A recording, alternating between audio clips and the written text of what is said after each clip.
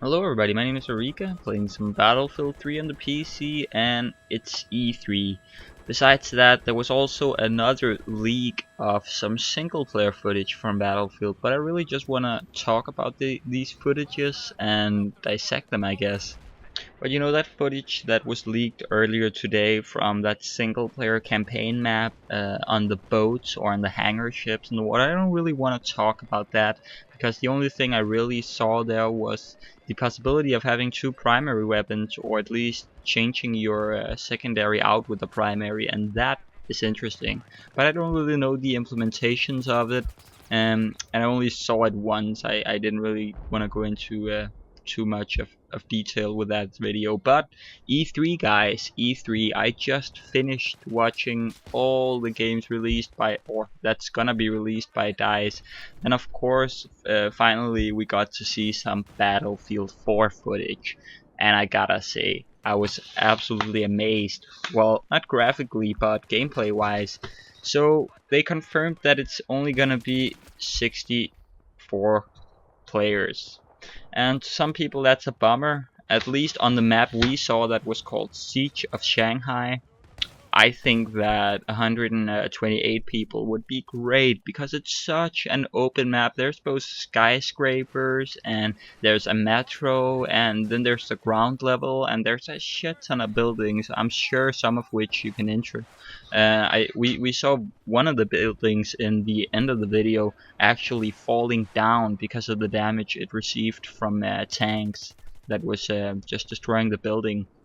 And also, they added commander mode. That is probably what I think is the most important and the most interesting. And they've also done it in a very smart way. They haven't just implemented it like in Battlefield Bad Company 2, but they've actually made it so that if you only have a tablet or if you only, want to play commander mode, you can just, grab your tablet, sit in the train and just, command the battlefield, help your team out. One thing we saw that the commander mode had, commander mode, you're not a soldier, you're just looking from a bird eyes view, I guess, or you're just seeing the map really. um but in the video they were talking together. This squad of 5 people, I think the commander was part of it, was talking to this squad, telling them where to go, and helping him out. At one point he actually destroyed 2 tanks and about 4 people with some missiles he had, the authority to send, I guess, or maybe he had saved up some points or something. I don't know, but it seems that the commander mode and communication is gonna be very vital, and it's interesting. I really hope that this commander mode will be implemented in a way so that he can actually communicate with his squad or his team. But it's great. It's great. I love seeing the commander mode back because this makes the game more tactical, something that Battlefield players will appreciate a lot. I think Battlefield 3, I really love the game, you gotta know that, but I think Battlefield 3 is a little more noob friendly than any other Battlefield games because, there's these modes such as Team Deathmatch and so on. You can just, waltz right in there and just never look at the minimap. But I really think Battlefield 4 is gonna be a lot more tactical with the implementation of Commander mode. And also, something I want to talk about, although we didn't see much, the destructibility in Battlefield 4, I am telling you.